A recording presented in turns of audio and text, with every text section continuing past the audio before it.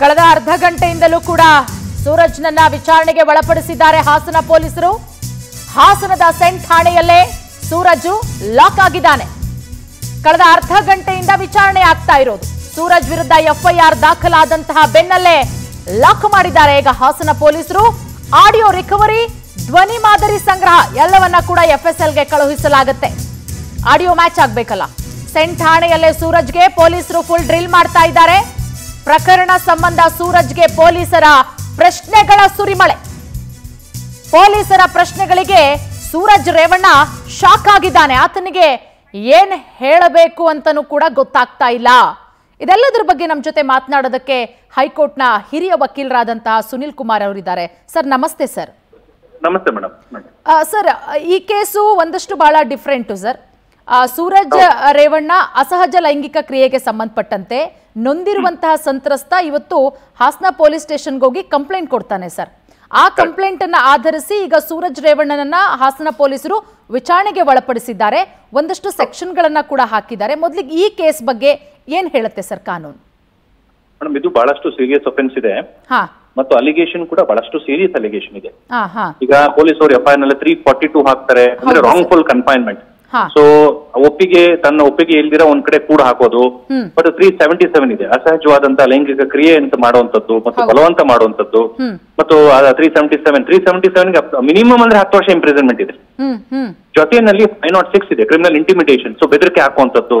ಇವೆಲ್ಲವೂ ಕೂಡ ಅವರು ಕೂಡ ಒಬ್ಬ ಪಬ್ಲಿಕ್ ರೆಪ್ರೆಸೆಂಟೇಟಿವ್ ಆಗಿ ಒಬ್ಬ ಕಾರ್ಯಕರ್ತ ಬಂದು ತನ್ನ ಜೊತೆಲಿ ನಿಂತ್ಕೊಂಡು ಸಹಾಯ ಮಾಡಿದಾಗ ಆತನ ಬೇರೆ ದೃಷ್ಟಿಕೋನದಲ್ಲಿ ದುರುಪಯೋಗ ಪಡಿಸ್ಕೊಂಡ್ರೆ ಖಂಡಿತವಾಗ್ಲೂ ಇದು ಬಹಳಷ್ಟು ಸೀರಿಯಸ್ ಆಗ್ತದೆ.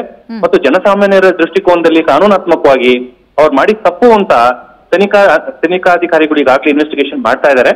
ಅದರಲ್ಲಿ ಸಹಜವಾಗಿ ಎಷ್ಟು ಸತ್ಯ ಇದೆ ಅಥವಾ ಏನೋ ಸುಳ್ಳಿದ್ಯಾ ಅಥವಾ ಸುಳ್ಳು ಕಂಪ್ಲೇಂಟ್ ಕೊಟ್ಟಿದಾರಾ, ವಾಯ್ಸ್ ಸ್ಯಾಂಪಲ್ ಈಗ ಫಾರೆನ್ಸಿಕ್ ಸೈನ್ಸ್ ಲ್ಯಾಬೊರೇಟರಿ ಹೋದಾಗ ಇರೋದು ಮ್ಯಾಚ್ ಆಯ್ತು ಅನ್ನೋದಾದ್ರೆ ಖಂಡಿತವಾಗ್ಲೂ ಮುಂದಕ್ಕೆ ಬಹಳಷ್ಟು ಸೀರಿಯಸ್ ಕಾನ್ಸಿಕ್ವೆನ್ಸಸ್ ಅವ್ರು ಫೇಸ್ ಮಾಡ್ಬೇಕಾಗುತ್ತೆ. ಖಂಡಿತವಾಗ್ಲೂ ಸರ್. ಮತ್ತೆ ಈಗ ನಮ್ಮ ಜೊತೆಗೆ ಒಬ್ರು ವಕೀಲರು ಮಾತನಾಡ್ತಾ ಹೇಳ್ತಾ ಇದ್ರು ಸರ್, ಅಂದ್ರೆ ಇದಕ್ಕೆ ಕೋರ್ಟ್ ಇಂದನೇ ಅನುಮತಿ ಇದೆ ಅಂತ ಹೇಳಿ, ಬಟ್ ಇದು ಬಲವಂತವಾಗಿ ಆತನನ್ನ ಲೈಂಗಿಕ ಕ್ರಿಯೆಗೆ ಒಳಪಡಿಸಿರೋದು. ಹಾಗಾಗಿ ಅಂದ್ರೆ ಇದು ಬೇಲಬಲ್ಲ ಸರ್ ಹೇಗೆ ಅಂತ ಈಗ ಆಲ್ರೆಡಿ ವಿಚಾರಣೆ ಆಗ್ತಾ ಇರೋದ್ರಿಂದ ಬೇಲ್ ಸಿಗತ್ತಾ ಅಥವಾ ಹೆಂಗೆ ಅಂತ ಸರ್ ಈ case? Madam, normally 377 up to 10 years ಇರೋದ್ರಿಂದ ಇದು ನಾನ್ ಬೇಲಬಲ್ ಸೆಕ್ಷನ್ ಆಗುತ್ತೆ. ಕಾಗ್ನಿಸಬಲ್ ಸೆಕ್ಷನ್ ಇದು, ಸಹಜವಾಗಿ ಬೇಲ್ ಸಿಗೋದಿಲ್ಲ. ಬಟ್ ಪಬ್ಲಿಕ್ ಪ್ರಾಸಿಕ್ಯೂಟರ್ ಅವರು ಸೀರಿಯಸ್ ಆಗಿ ಅಪೋಸಿಷನ್ ಮಾಡೇ ಮಾಡ್ತಾರೆ. ಯಾಕಂದ್ರೆ ಇದು ಯಾವ ಘಟನಾವಳಿ ಯಾವ ಟೈಮ್ ಅಲ್ಲಿ ಆಯ್ತು ಮತ್ತು ಕಂಪ್ಲೇಂಟ್ ಕೊಡಕ್ಕೆ ಎಷ್ಟು ಸಮಯ ಹಿಡಿತು ಮತ್ತು ಯಾವ ಇನ್ಸಿಡೆಂಟ್ಗೂ ಕಂಪ್ಲೇಂಟ್ಗೂ ಡಿಲೇ ಏನಾದ್ರು ಇದೆಯಾ ಮತ್ತು ಇದೇನಿದೆ ಅವ್ರು ಬಂದು ಹೇಳ್ತಾರೆ ಈ ತರ ನನಗೆ ಅಸಹಜವಾಗಿ ಲೈಂಗಿಕ ಕ್ರಿಯೆಗೆ ನನ್ನನ್ನು ಬಳಸ್ಕೊಂಡ್ರು, ಬೆದರಿಕೆ ಹಾಕೋದ್ರು ಅಂತ ಕಂಪ್ಲೇಂಟ್ ಕೊಡ್ತಾರೆ. ಈಗ ಅದನ್ನ ವೆರಿಫೈ ಮಾಡಿ ಇನ್ವೆಸ್ಟಿಗೇಷನ್ ಅನ್ನ ಮುಂದಕ್ಕೆ ತಗೊಂಡು ಹೋಗ್ಬೇಕು ತನಿಖಾಧಿಕಾರಿಗಳು. ಒಂದು ಪಕ್ಷ ಕಂಪ್ಲೇಂಟ್ ಕೊಟ್ಟವ್ರು ಅವ್ರು ಸಹಜವಾದಂತ ಅಥವಾ ಬೇಕಾದಂತ ಸಾಕ್ಷಿ ಆಧಾರಗಳನ್ನ ಕೊಡ್ಲಿಲ್ಲ ಅಂದ್ರೆ ಕೇಸ್ ಅನ್ನ ಸಹಜವಾಗಿ ವೀಕ್ ಆಗ್ತದೆ. ಬಟ್ ಸೀರಿಯಸ್ ಕೇಸ್ ಇರೋದ್ರಿಂದ it is A non bailable offence. Immediate ಆಗಿ ನ್ಯಾಯಾಧೀಶರು ಅದಕ್ಕೆ ಬೇಲ್ ಕೊಡೋದಿಲ್ಲ. ಪೊಲೀಸ್ ಅವರಿಗೆ ತನಿಖೆ ಬೇಕು ಅನ್ನೋದಾದ್ರೆ ಖಂಡಿತವಾಗ್ಲೂ ಅರೆಸ್ಟ್ ಮಾಡಿ ಕಸ್ಟಡಿ ಕೂಡ ತಗೋಬಹುದು. ಅದು ಪೊಲೀಸ್ ಅಧಿಕಾರಿಯ ವಿವೇಚನಾ ಶಕ್ತಿ ಬಿಟ್ಟಂತ ವಿಚಾರ. Okay okay.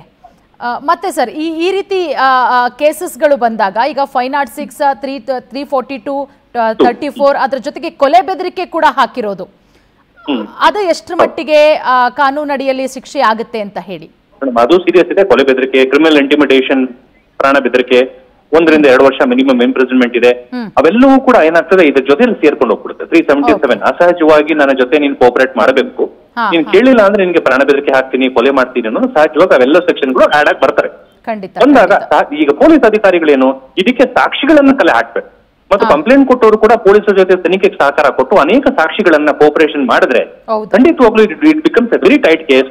ಮತ್ತು ಸೂರಜ್ ಅವರ ಇಡೀ ಪೊಲಿಟಿಕಲ್ ಕೆರಿಯರ್ಗೆ ಇದು ಅತಿ ದೊಡ್ಡ ಆಘಾತ ಆಗುವಂತ ಸಾಧ್ಯತೆ ಇದೆ. Exactly sir. Thank you sir ನಮ್ಮ ಜೊತೆಗೆ ಮಾತನಾಡೋದಕ್ಕಾಗಿ.